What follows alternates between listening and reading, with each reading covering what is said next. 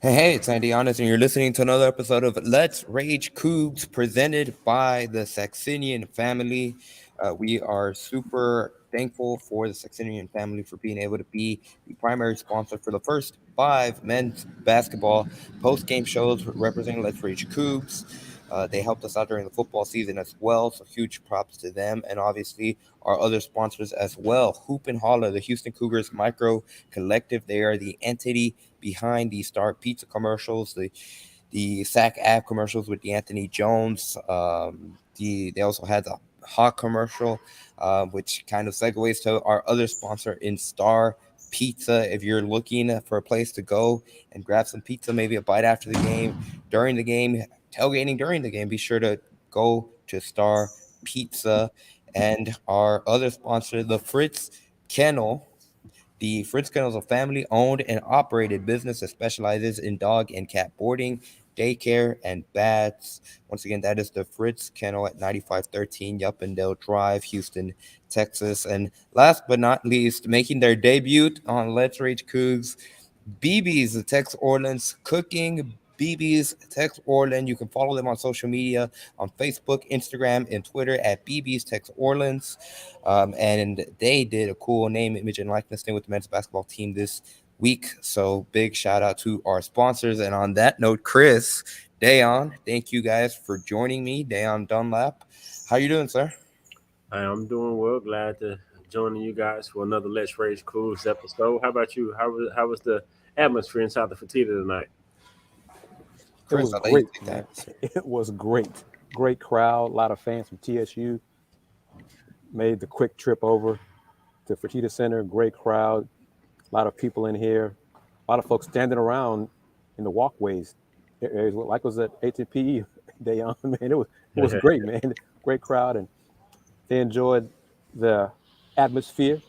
I think it was a TSU fan tweeted out the intro to that the Cougs put together and said, "Man, if y'all have not been in Fertitta Center, get a chance to come by, see a team that has national championship contender, and enjoy the atmosphere." After TSU fan tweeted that out, so good fun to have everybody. Little third world love. Yes, sir.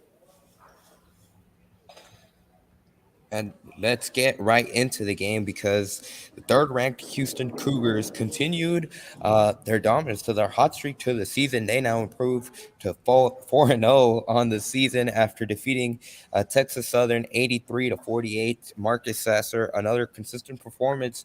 He was hot against Oral Roberts and he carried it over into this game. I think in particular his performance tonight against the Tigers probably an eye-opening experience because he was able to be effective against TSU in a whole bunch of different ways. And a bit of an interesting stat that caught my eye is he didn't hit a single three. He went 0 for 6 from behind the arc, but he still managed to get 20 points. He had 5 rebounds, 6 assists, and overall great game for him. And I think in particular, he excelled as a driver again, like he did in the past game against Oral Roberts. But even his ball handling, that was on display tonight against TSU. There was a couple times where he got past defenders. He was fitting through tight windows. Just overall being able to get to the free throw line. That was the more.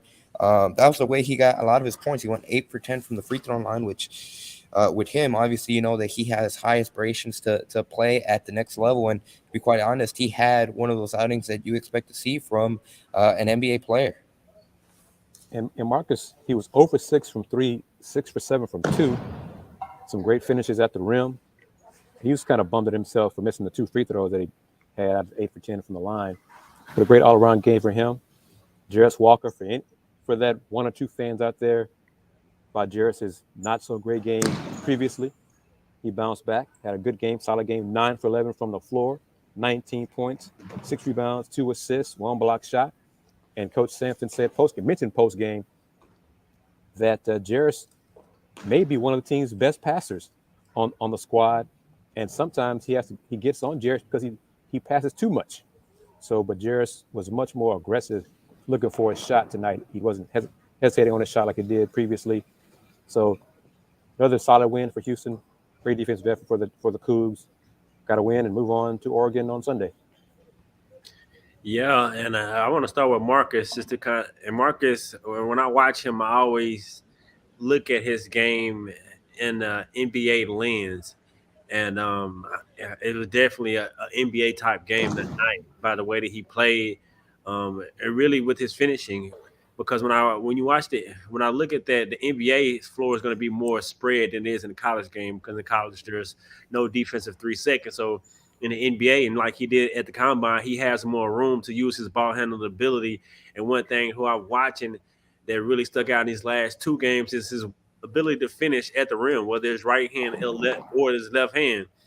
Very Dame Lillard like, undersized guard, but still can finish over the top of taller and longer players with finesse, whether it's his right or his left hand. And then his ball handling, like you said, Andy, I think I mentioned that on his last game, that it's really improved even more. His ability to play through the pick and roll and just handle the basketball and get by. I know he can create his shot off the dribble, but his ability to get inside and really get anywhere he wants on the floor and still finish really stuck out to me.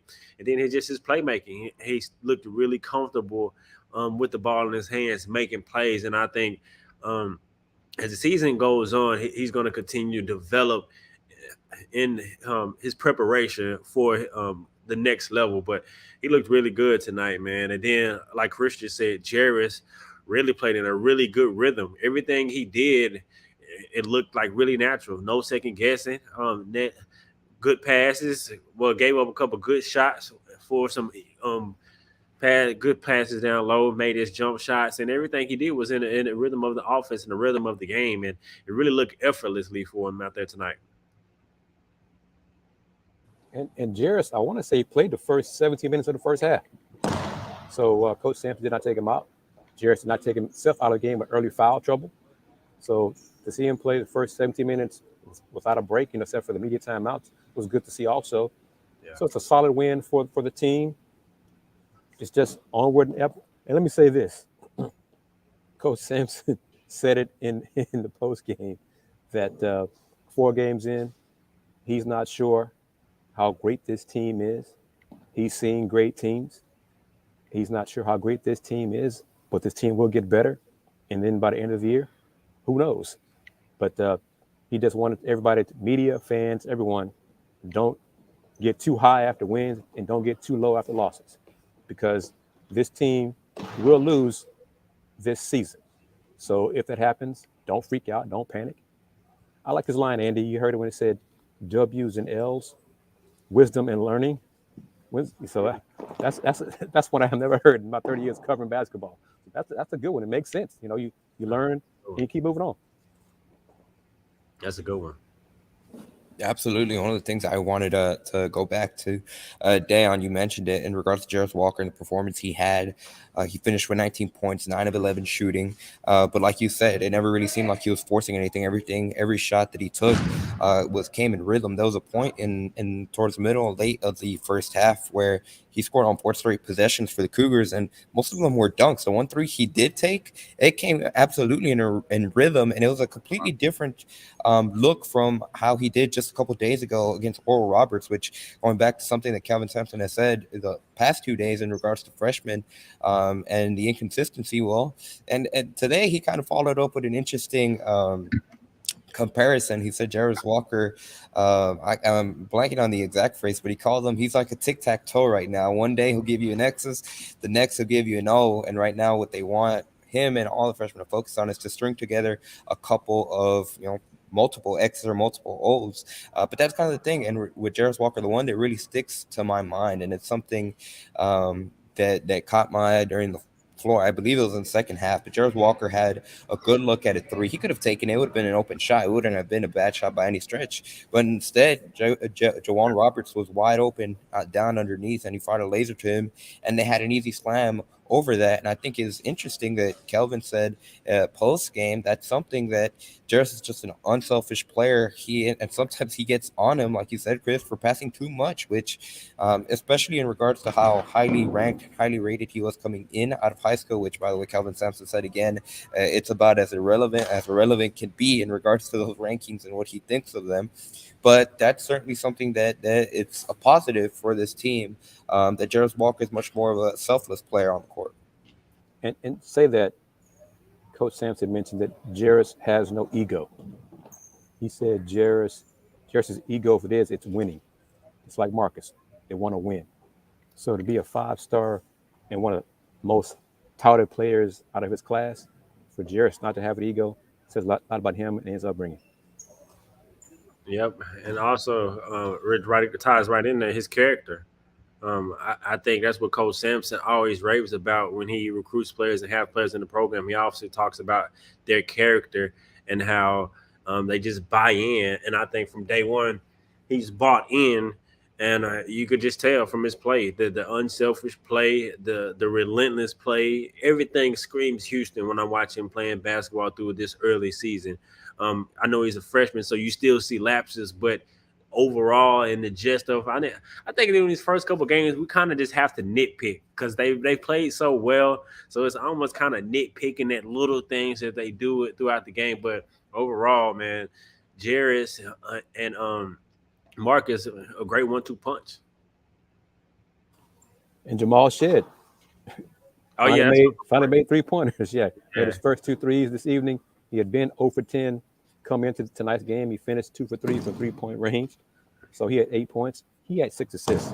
So Sasser and Shed combined for 12 assists out of Houston's 19 assists tonight. So it was more ball movement with a focus tonight in the game plan. 19 assists on 31 buckets, whereas against Oral Roberts, Coach Sampson wanted them to drive and score in the paint on like 6 assists in that game. But it's still part of the game plan. Yeah, but now remember, guys, that was one of the things that I was watching coming to this game was Jamal knocking down his first 3, and he hit his first 2 in rhythm. And I just wanted to see it go on the net and see his. I never felt like he lost confidence because he was shooting them, but it's good to see him finally get off the snide and knock him down because that's only going to help the team going forward with his ability to make an open threes, because I think he's going to take his fair share of open threes. You just have to capitalize when that opportunity presents itself. Andy, let me say real quick, in case anybody's wondering, we are here inside Fertitta Center, and they are laying down the court, getting ready for volleyball. So if you hear loud booms or things like that in the background, they're putting down the court, preparing it for volleyball for the Houston Cougars volleyball team. And I think aren't they undefeated in conference play? They are. I think they're currently on a 17-game winning streak. Yep. They're ranked, so they're on a hot streak, and they're putting their volleyball floor at the moment. But on that note, I'll take an opportunity to segue to once again shout out our sponsors. First, with the Saxenian Family, who is the primary sponsorship or is the primary sponsor of today's episode of Let's Rage Coogs. It is Let's Rage Coogs, the unofficial Houston postgame show of Houston football and men's basketball. And it is Let's Rage Coogs presented by the Saxenian Family. But obviously, we want to give a shout out to our other sponsors. First, Hoop and Holler, the Houston Micro Collective. Like I mentioned at the top of the show, they are the entity behind the Star Pizza commercials, who just happens to be one of our other sponsors as well. Star Pizza, Houston's best pizza since 1976. And one of these days, we got to go get some of that pizza, Kris. And our other sponsor, or one of our other sponsors, the Fritz Kennel, a family-owned and operated business that specializes in dog and cat boarding, daycare, and baths. And once again, last but not least, big shout out to our third sponsor, BB's, the home of Tex Orland's cooking. Once again, that is BB's, and be sure to follow them on social media like you see on the screen at BB's Tex Orleans on Facebook, Instagram, and Twitter. And on that note, we'll toss it over to Kelvin Sampson and hear what he had to say post-game after Houston's big win over Texas Southern. And this is as honest and as true as you can possibly be. Your team's never as good as you think it is. It's never as bad as you think it is. You know, are we a great team? Absolutely not. We're not. I know what a great team looks like. I've had some. This one's not there yet. Maybe it will be. Who knows? I don't know. But they're certainly not now. You know, we haven't played any road. Well, we did play St. Joe's on a neutral. But we've got a lot of question marks that will get answered as we go in December and January. This team's going to lose games, just like everybody. You know, the difference in me and most people, I don't overreact to wins or losses. Don't get carried away with wins, and I don't get carried away with losses. Because the next day is important.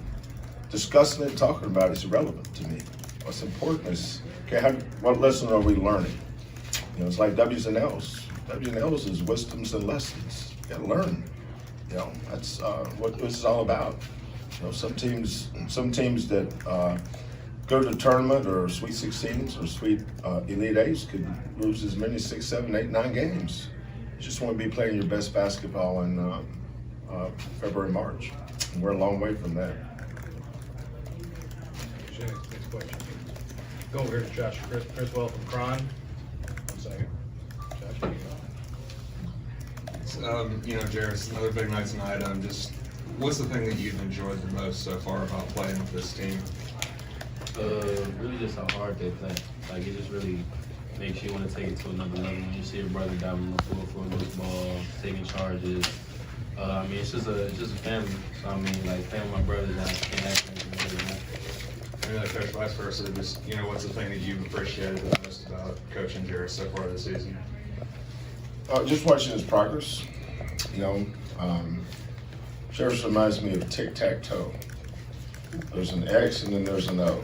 There's an X and an O. For a string, we got to start stringing some X's together, some O's together. You know, consistency. You know, I thought he played good in the first game of the season. Regardless of what the numbers say, it's how I evaluate it that matters. Stats may not look great. Somebody had 12 rebounds. I thought he did a lot of good things. First game. Then he goes up and puts up big numbers against St. Joe's. Then he takes another dip. I think the toughest thing for young kids, whether it's in the NBA, college, or high school, 9th and 10th graders, is consistency. They're going to have ups and they're going to have downs. They're going to have highs and they're going to have lows. It's just the way it's going to be, you know, and there's nothing anybody's going to do about it. It's been like that since we first started competing. The youngest players are the most inconsistent. So you say, well, why doesn't he do that every night? Because he's 18 years, 19 years old, he's a freshman. Marcus was the same way. Quinn was the same way. Nate Hinton was really the same way. They all are. You know, I don't care how talented you are, you're still a freshman. They're going to have good games and they're going to have not so good games. So what we do is get them to let us define what good is, and we'll define what bad is, and nobody else gets to.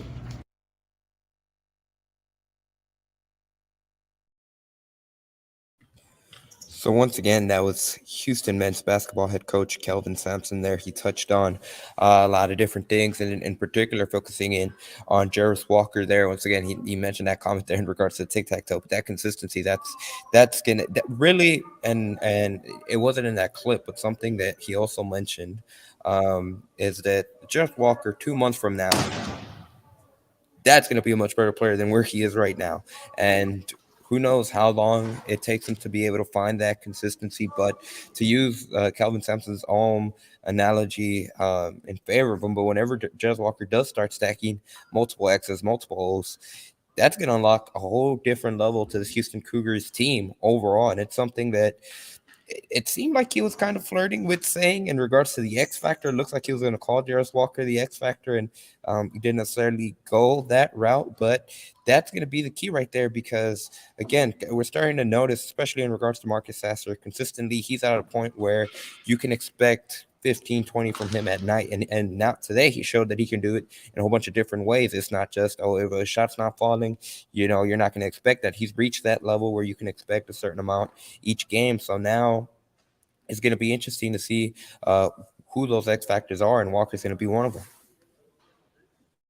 Yeah, Coach, he does what he does sometimes. He went on a tangent, but his tangent was to show love to HBCUs and the programs, the success of the SWAC in the Pac-12 SWAC Legacy Series, as well as what HBCU coaches helped him in his young career as a coach growing up. But prior to that tangent, he said everybody has roles. He explains to each player their role in front of everybody else. So there's no questions about your role. Everyone knows their role. Marcus Sasser is the best player. Jamal Shead is the leader. most valuable, most important. And then he said Jawan Roberts could be that other person. And then in terms of X factors, he kind of wrapped it up when Joe Watcher got asking toward the end of the press conference, and he kind of said that Jarris could be one of the X factors. He said Coach mentioned two. He did not name the second X factor, so I'm kind of curious who that second player could be as an X factor. What would help determine how good, how successful this team will be this season. But everybody has their role, and we're going to see how it all plays out. But Coach also mentioned that Terrence Arsenault, from now to a month ago, has improved just in 1 month period. So it's all part of freshmen. They're going to get better throughout the season. So we'll see how good Terrence Arsenault is in December, and et cetera. Emmanuel Sharp, on and on and on. But Marcus Sasser's ball handling, he credits Coach Quantas White for helping him develop his handles throughout his time at Houston, because Coach said when he recruited Marcus was not a great ball handler in high school. He's become a very good player with very good handlers. So it's all, Da'Yon, you know it. People who follow this show right now on YouTube and on Twitter, we've seen Coug players develop freshman to sophomore to junior year, and then within the season, because it's part of what this program does, what this staff does, hangs its hat on, is player development. Yep, and like you said, it go right back to your point was how Coach Sam and the coaching staff talks about in front of the players, their roles in front of the team. I think another thing that they do is be honest not only with the team but with players about their strengths and their weaknesses, and that helps them. It highlights their weaknesses and it helps them develop it, because coach is going to give you that honest opinion and give you that honest feedback. And like you said, his opinion, the one that matters. And it goes back into the trust that the players that you see that they have in him, and rightfully so, because you see his resume and the proof is in the pudding from the players that they've been able to develop. And so all that kind of goes hand in hand in the culture and how he's really rebuilt this program and brought it back to the prominent stage of what it once was before my time. And Kris, you probably remember them days, but it's good to see it back. And I wouldn't be more happy for Coach Sampson to be the one to bring it to back to where it should be. And now I can't wait to see and hope that they take it to another level and bring home that chip in H-Town. Which is a perfect segue, because that national championship was at the Fertitta Center tonight. It was in attendance, and fans could go and take photos of it. And obviously, it's gonna stick around in Houston for a while, because that's where the Final Four is gonna be. If it makes Houston its permanent home, that will be to be determined come this March and into early April. But one thing I did kind of want to go on a tangent off, and that's something, Kris, you mentioned, X Factor. He said Jarris Walker could be one of those X Factors. I'm curious to get both of your guys' thoughts on who could potentially be that other X Factor. Wow. I mean, if he's already named Marcus, Jamal, and Jawan, so it's not them. Ooh, Ramon Walker, maybe, because of his rebounding, his versatility, and if they need him in that four-guard lineup we discussed after the game against Oral Roberts to defend some bigger players up front, maybe him. I'm gonna say T. Mark. I'm gonna say Tremont Mark. I think there's gonna be games where Marcus shot may be off and Jarris may be off and all the other X factors. But he's a player that you can give him the ball and where it's ISO and pick and roll and he can get you a bucket. So I think he's gonna be not only from what he can do offensively, his rebounding, his effort, and all of the culture plays Houston hangs their hat on. I think he's obviously X factor. But if I want to go to off the bench, I would say Terrence, because I think in my opinion, he's gotten better from game 1 to game 4. And I think by the time you get to game 10, 15, and down to December and January, I think he's going to be incrementally better than where he is now. And he's going to have his moments where I think he impacts the game, because it makes me think about Tremont's freshman year against Rutgers, offensive rebound, and the rest of the story. And so I've seen that type of effort from Terrence, just going after rebounds and stuff like that. And so if I had to pick just someone else coming off the bench, I would go with Terrence, because I could see him making a play like that, hitting a big shot like that, or just making an impactful play, and however it may be presented. I think or all the names you guys listed are good candidates. And I think another name to watch could be JVA Francis, just in terms of, I think Kelvin said it today, he still considers him a freshman, just in regards to he didn't get an opportunity to get on the court much last season. But I mean, we've already seen it in spurts. He had an 11 rebound double last game against Oral Roberts. Now, I think kind of along those trajectory with the freshmen, especially with Jarris Walker and Terrence Arsenault, if he can continue to develop, and I think the same phrase stands, where JVA is going to be a much better player from where he is right now, 2 months from now, and by the time February and March rolls around, if he's hitting on all cylinders, he provides Houston with something that, if you had to pick a weak spot, certainly it would be the front court, just in terms of the versatility they have if you're being picky about this team. And I think JVA adds a whole extra layer in that front court for Houston. And let me let me say this, because we had similar comments from the viewers. Ramon Walker, Terrence Arsenault, JV Francis combined off the bench, combined tonight, 20 points, 14 rebounds. So each of them had at least 4 boards, and the lowest point total was 6, 7, 7, and 6.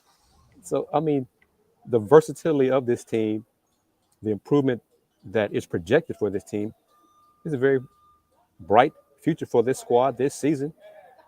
And just knock on wood, everybody, if you got it where you are, that nobody gets injured, and the depth maintains 10 deep. This is the best 10 deep this team has been under Coach Sampson. Yeah, and I think Demarak makes a perfect point. The thing is that with the depth and talent of this team, anyone can be an X factor on any given day. And I think just the names we rattled off a whole bunch of different names from Tremont Mark, Ramon Walker, JV Francis. It's true on any given night. And that's something that we've seen through the first 4 games of the season now for Houston, where it's someone different each and every night. And that's the good thing, just to be able to have that depth and that versatility. Again, a night and day difference from where they were a season ago. But on that note, I do want to give a quick segue once again. Who you shout out to our sponsors, starting with the Saxenian Family. They are the primary sponsor for Let's Rage Coogs, the unofficial Houston postgame show of men's basketball and football. Obviously, you're listening or watching to Let's Rage Coogs, whether you're watching us stream live from the Houston Round Bar Review YouTube channel or the day after, wherever you may be listening, however you may be listening during our audio-only platforms. Or watching this again, it's Let's Rage Coogs presented by the Saxenian Family. And also shout out to our other sponsors, Hoop and Holler, the Houston Cougars Micro Collective, Star Pizza, the Houston's best pizza since 1976, the Fritz Kennel, a family-owned and operated business that specializes in dog and cat boarding, daycare, and baths. If you want to send your furry friend to the place, that make sure it is the Fritz Kennel at 9513 Yuppendale Drive in Houston, Texas. And our other sponsor, BB's, the home of Tex Orleans Cooking. Big shout out to them for being a sponsor of the show. If you'd like to follow more of Tex Orleans Cooking, be sure to reach them on social media, Twitter, Instagram, and Facebook at BB's Tex Orleans. That's at BB's Tex Orleans, double B's, 1S Tex Orleans. And on that note, we have another clip from head coach Kelvin Sampson. Marcus Sasser will be in this clip as well, just talking a focus on defense. And I think this is going to be a good part, because I had asked Marcus Sasser a question in regards to what his comfort level is on the defensive side of things. And after Marcus gave his answer, Kelvin Sampson gave his input on it, which it's going to be interesting to hear what he said, because it was certainly very interesting. He get high praise for Jarris Walker. Before we go to it, quick. How comfortable are you right now on the Sorry, I had it queued up. No, it's okay. No, I just wanted to piggyback on 2 things you guys said. JVA Francis, I think he's one of the only shot blockers. I butchered his name again, but I think he's one of the only shot blockers that we have. To go back to your point, how you talked about what he brings different. And I was just thinking, of course, it wouldn't be a show without me kind of disagreeing with Kris. And not really disagreeing, it's just a question. I think maybe that COVID year team may have been deeper. Maybe that's a good conversation to have. Fans, what y'all think? With Nate, Quinn, Da'Yon, Marcus, Caleb, all the players on that team, just something to think about. The 2019-20 team? Yep, where COVID we didn't get to play of the tournament. I had Chris Harris, Fabian White, Bryson Gresham was on that team too. Da'Yon, Marcus, Caleb, Quentin. All right, but that was it. But that Quinn was not the Quinn that became Quinn. Yeah, and that Marcus was much more reliant on 3-point shooting. But it's an interesting thing to ponder. So if you are watching us live, be sure to give a comment. I'd be curious to get your thoughts on that. But on that note, we'll send it over to Marcus Sasser. The side of things, and how has that changed over the course of your time here in Houston? Just being in the system, for 4 years, I kind of know a lot, know the ropes, and just really being with Jamal. I feel real comfortable out there with Jamal and Shaman. I know they good on-ball defenders like me, so just really not having to help as much. And then with Jairus and One, how athletic they are, and how versatile they are, and can guard the ball. Also, it just make the whole team, the whole, all of us being connected out there, it makes it much easier. So I'm real comfortable on defense. The guy that's making our defense better is Jairus, though. I saw him do some things tonight that's going to really help us going forward. The great thing about this young man is how coachable he is. He tries to do everything you ask him to do. He's getting better. He's improving. And that's the big thing about freshmen. Like, Terrence Arseman is so much better today than he was a month ago. JVA's a freshman. He knows his second year. JVA just turned 19 in November, or October. I think October 17 when he got here. So he was kind of a year behind his class, but JVA is basically in his first year. Jairus is a freshman, Terrence a freshman, Emmanuel's a freshman. We're slowly but surely bringing our young guys along. Obviously, Jairus and Terrence have more substantial roles in what we're doing, but their greatest allies, though, are Marcus and Jamal and J1, because of all the big games and the bright lights and the big moments that all the guys have played in.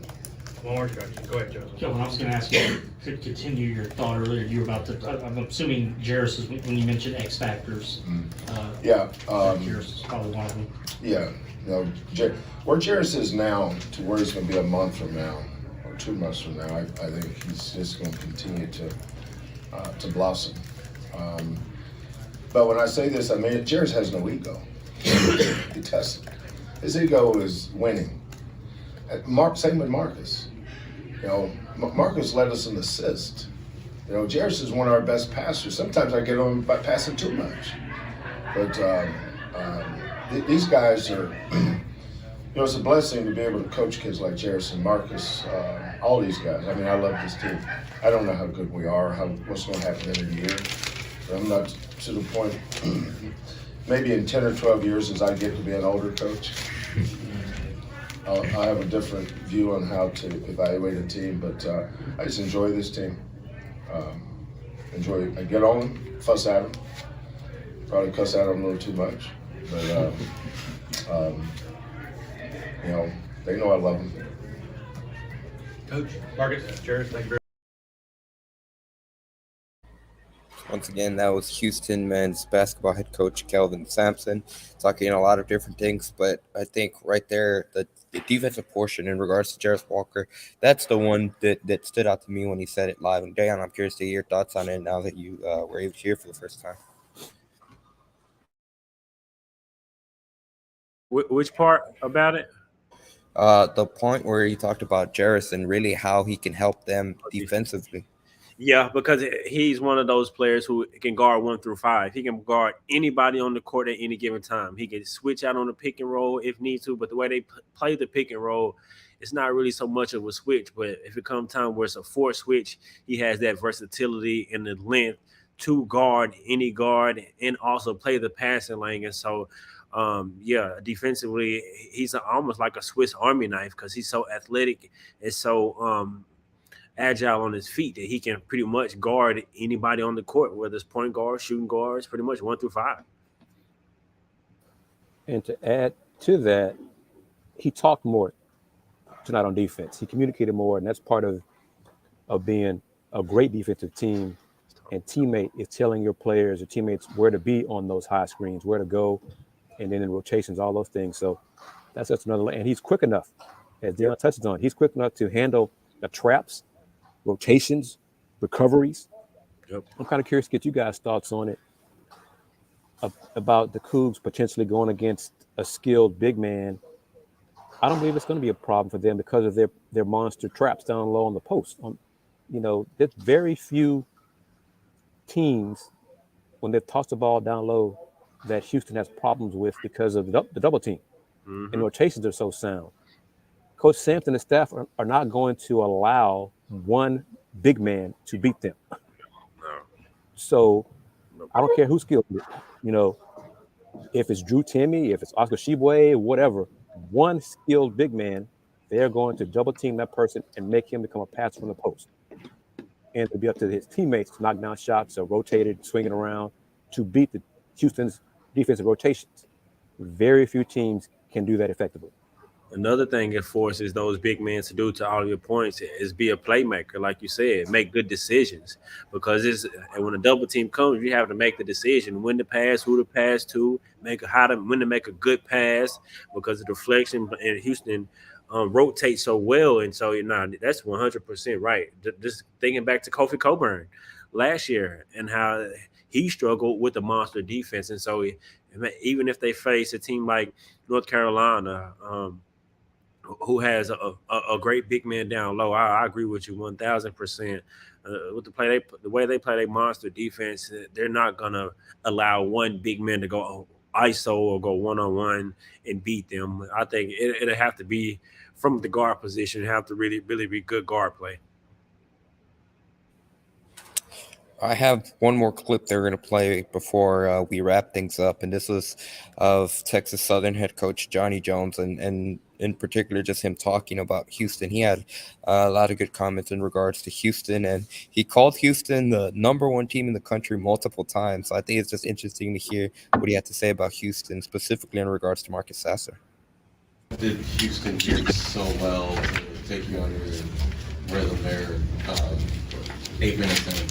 They're just excellent basketball team, something that we obviously knew coming in. They're one of the top defensive teams in the country year in, year out in terms of where they hold their opponents, in terms of field goal percentage. They're one of the top rebounding teams in the country, so it's very difficult to get second chance opportunities if your first attempts don't go in, and they actually turn you over and create scoring opportunities off their turnovers in the open floor. So their physicality, ability to rebound, second chance opportunities, 10 offensive rebounds I think they got tonight. And so we knew coming in what was going to happen. I thought our guys responded a lot better there in the second half, so much than maybe the first 8 to 10 minutes of the basketball game. We'll go to Coach Duarte in the front row. Coach, if you could, from what you saw with Walker, the freshman, is that not? I guess that's not your typical freshman that you see out there. Right. No,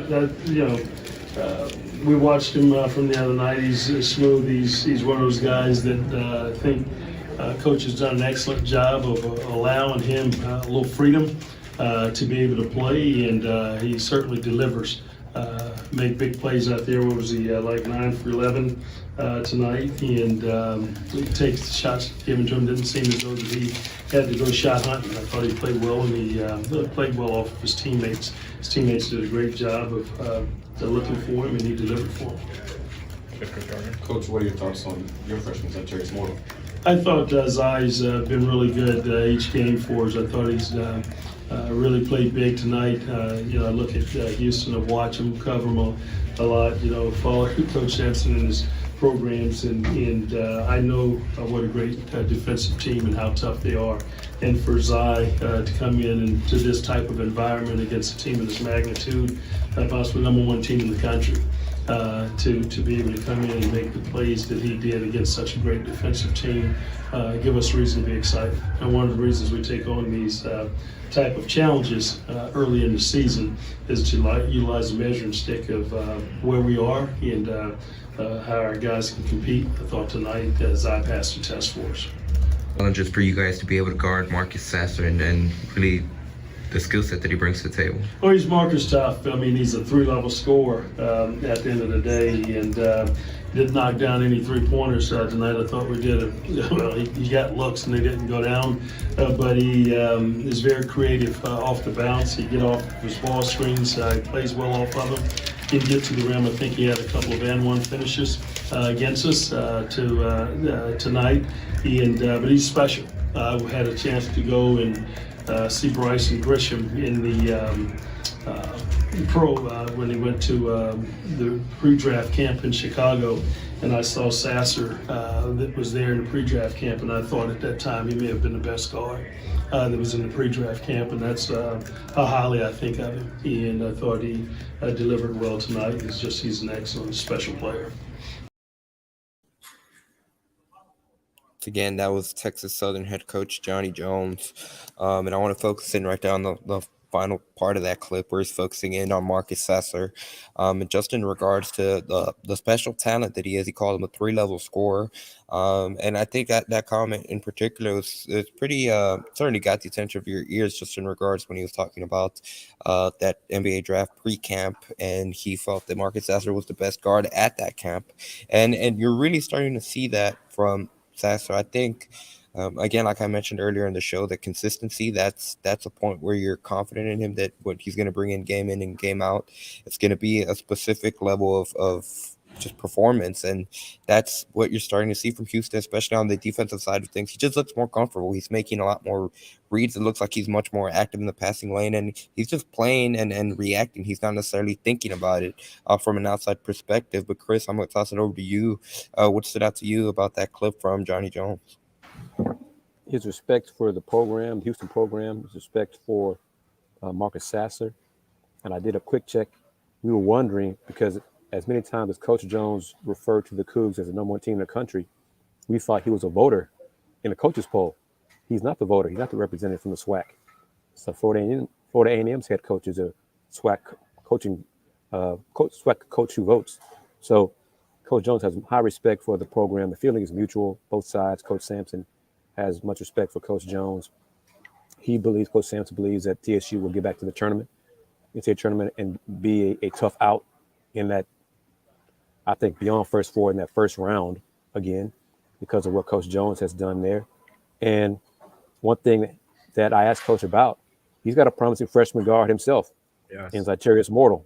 Yes. So I was impressed the bit I saw in TSU's win over Arizona State. He had the game winner, and he made some drives tonight. Yeah. Very impressive. And he's 6'2", like 200 pounds. So he's strong as a young man. So he has a bright future for himself in TSU basketball. He looked like he has Tajay more athleticism. Yep, and that's something. Yeah. Yeah, man, he looked nice. He got a promising future for real. But I think when he mentioned about Marcus Sasser, that stood out to me is kind of what I mentioned about his development and his ability to be a 3-level scorer. Early on in his career at Houston, if his 3-point wasn't falling, then he kind of really wouldn't impact the game offensively. And now he's a full-fledged, really 3-level scorer. He can kill you in the mid-range, which he shows you can get inside, hit his floater, pull-up game, or he can use his ball handling ability and get all the way inside and finish with either hand. And so, man, when he just looking at him going forward, as the floor opens up at that next level, I think Marcus can really play himself into a first-round draft pick, which that's why he came back to up his stock. And I think he's definitely continuing to develop and will continue to develop throughout the entire season. Yeah, for sure. Yeah, and I'm just gonna be honest. If Marcus Sasser can consistently play like he did tonight, and he's not gonna have nights where he goes 0 for 6 from 3-point line. Honestly, I'd be surprised if it happened again for the rest of the season. But if he continues to play the way he's has, certainly today he could potentially play himself into um, borderline of a lottery pick in that range where we saw Quentin Grimes kind of have chatter into the end of his season when he entered the NBA draft. He could potentially raise a stock higher than Quentin was able to. And that's as we start to wrap things up. I did want to go back to the question you posed, Da'Yon, in regards to that 2019-20 team and if they could potentially compete when it comes to depth with this team. Gian Cardenas said the 2020 COVID team was deeper offensively. Defensively, he's not sure. He said Q, like you said, Kris, not exactly the guy he became in the 2021-21 season. The interesting thing about that team, and I remember they were a pretty good defensive team, but they would have lapses on offense where they would go on long droughts scoring offensively. I remember that was something that cost them a couple of times, especially on the road at Memphis. Is one of the times that it really cost them. So I think this team, granted, we're only 4 games into the season, but we haven't seen that lapse scoring wise, and it always seems like there's someone that steps up. Today it was Marcus Sasser and Jarris Walker. 2 nights ago it was Marcus Sasser and Tremont Mark. Against St. Joseph, it was Jarris Walker again. And in the first game of the season, there's just so many weapons that this team has, and I think this team edges them out. Well, we'll see, because I mean it's 4 games in. The quality of opponent has not been stellar yet, but Houston scored. We seem like we say this the previous 3 post-game shows. The Cougs scored 83 points tonight, and Tremont Mark went 1 for 6. So it seemed like they're still scoring 80 points a game, but there's one person who did not shoot well, and they're still scoring 80 points a game. So this, what does that indicate if everybody's clicking for that one game? 90 points production, 95? I mean, whatever. And the defense has been constant. I think the most points scored allowed so far this year is with the 55. But like I said, the level of competition has not been great yet. And I think TSU, Coach Jones kind of downplayed it a little bit. But this was their 3rd game in 4 days. Okay, they played Sunday against Arizona State, Oral Roberts Tuesday, and then the Cougs tonight. Playing the Cougs as your last game out of a 4-game stretch is very difficult for anybody. So, but the Cougs will go through a drought this year offensively because teams do. But will be the constant will be the defense. So we'll see how things go. And we don't know who it's going to be, but there's going to come a point when Houston will lose this season. I don't believe they're going to go undefeated because that is so hard to do. And I would rather Houston lose during this regular season conference play and then go 6-0 come tournament time. Because if you go 6-0 in tournament, you know what that means? You got that chip. So that's all. Tournament starts, go 6-0. As Coach Sampson says, 1 game at a time, 1 win at a time, advance, move on. And then if they get that 6-0 in March, you'll see me act a fool, forget my credential and become a Houston Cougar alum real quick. Yeah, me too, man, for sure. I think, like you mentioned, the early offensive success as far as the high scoring has been indicative of the lack of challenge from the other team because they're just so much better and so much athletic and so much gifted in the teams that they've played so far. But I will say that defensively, like you said, that's going to carry them throughout. And just kind of thinking back to that older team, I think roles weren't as defined as they are with this team already because you have some veteran leadership with some young. And so it's like it's no really gray areas, no question marks. And thinking back to that team, the other team, older team, it was a lot of different players who had the ability. It was just I don't think the roles were as defined back then. I think that I may be wrong, but this team right here, man, the sky is the limit, man. The sky is they're limitless. They really can do pretty much anything. If they can continue to develop like Coach Sampson is holding them and coaching them to do so, man, I can't wait to see to where I can't wait to see play tougher teams. I can't wait to see. I don't want to see them lose, but like you, Kris, I want to see that early, then see them bounce back, because when they take that loss, they're gonna get better like from that. And so just I can't wait to just the adversity hit, and then they learn from that adversity during the season, like Kris just mentioned. And then by the time February and March come around, and they're already like playing their best basketball, like Coach Sampson said. And so, man, this team has a ton of potential.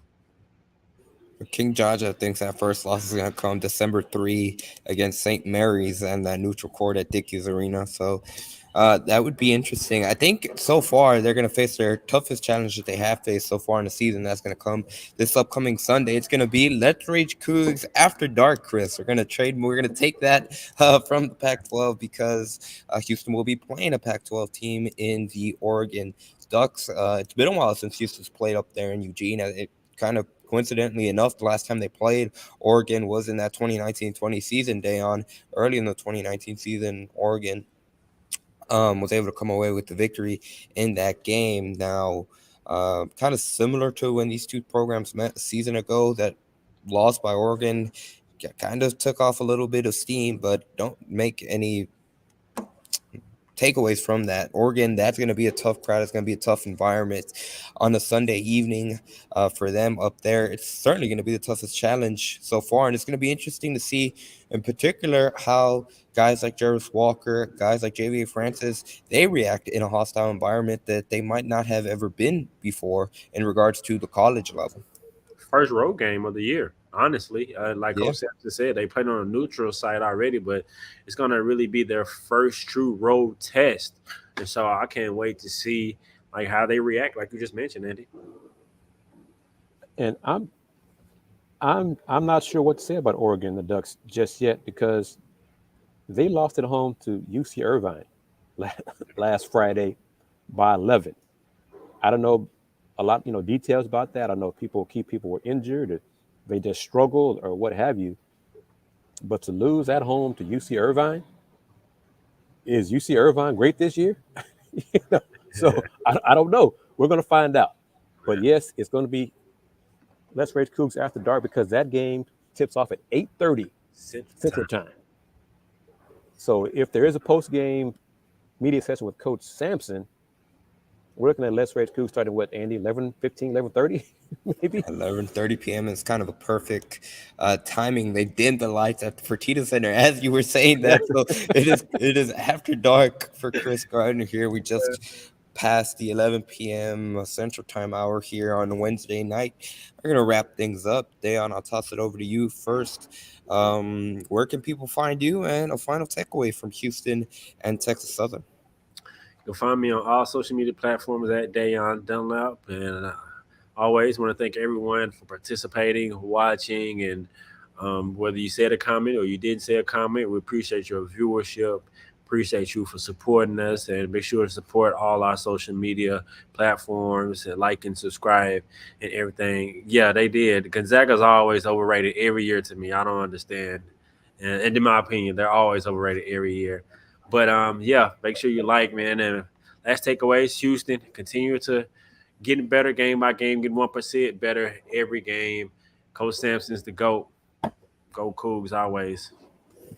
Kris, if Houston can go up to Eugene and beat Oregon, we're talking about a top 2, possibly number 1 team in the country. Maybe Johnny Jones is right about that. That's crazy to think about. But I'm going to send it your way. Your thoughts on that, where people can find you, and any final takeaways from this game. It's crazy to think about, but I'm going to put my old man hat on, my coach hat on. Andy, I don't think Carolina will lose. I don't know who Carolina plays between now and Sunday.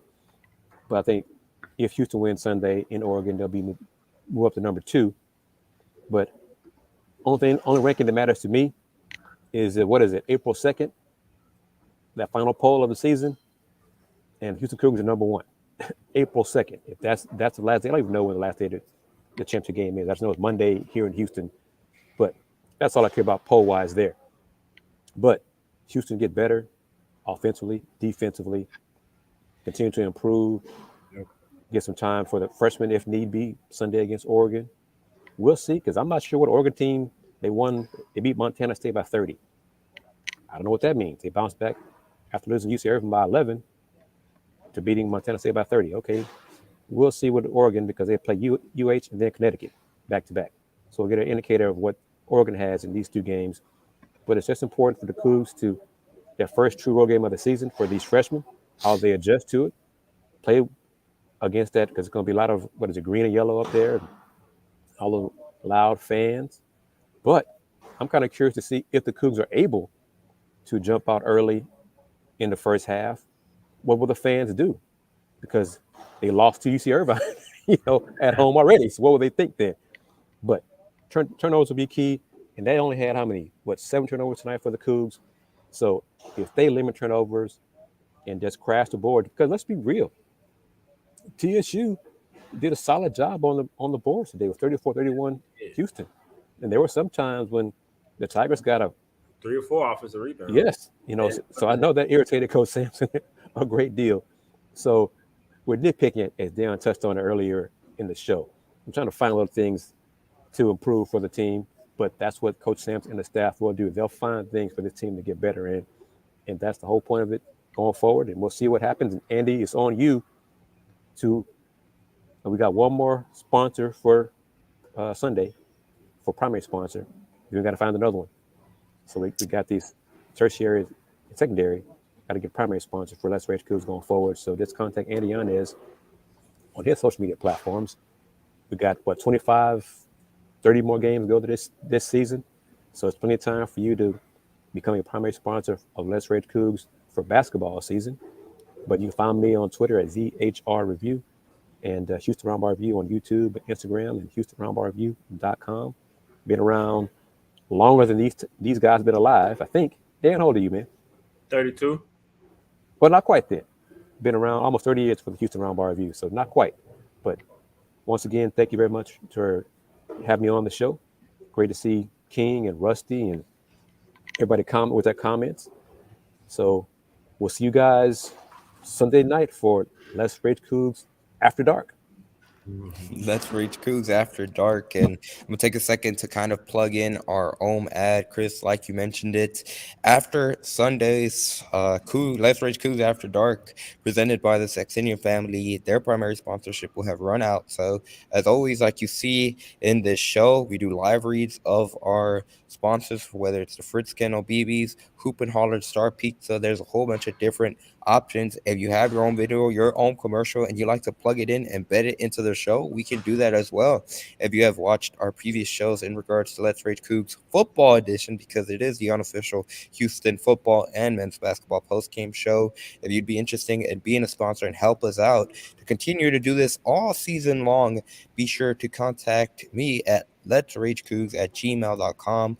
That's letsragecoogs@gmail.com. All lowercase, no extra symbol, just letsragecoogs@gmail.com. Final round of shout outs to our sponsor, Hoop and Holler, the Houston Micro Collective, Star Pizza, BB's, the Tex Orleans Cooking. If you want to follow them on social media, be sure to do so at BB's Tex Orleans on Facebook, Instagram, and Twitter. And the Fritz Kennel, the family-owned and operated business that specializes in dog and cat boarding, daycare, and baths. That's going to do it for this episode of Let's Rage Coogs, presented by the Saxenian Family. Once again, the final score, Houston defeats Texas Southern 83-48. Marcus Sasser finishes as the lead scorer with 20 points, 6 of 3 shooting from the field, 5 rebounds, 6 assists, only 1 turnover, and he was named the Cougar Classic MVP, Kris. You know how important the Cougar Classic MVP award is. But that's going to do it for this episode. So once again, be sure to subscribe to the Houston Roundball Review YouTube channel. Kris, thank you for allowing us to use your platform. Be sure to subscribe to us on YouTube as well at Pod Slamma Jamma. That's PAWSLAMAJMA. And we will see you Sunday night we will see you on Saturday first for the football postgame show. Houston travels to East Carolina, take on the Pirates, and the very slim chances at winning the American Athletic, or getting to the American Athletic Championship game. Houston will still be playing that out at East Carolina. This has been a presentation of Let's Rage Coogs presented by the Saxenian Family. Until next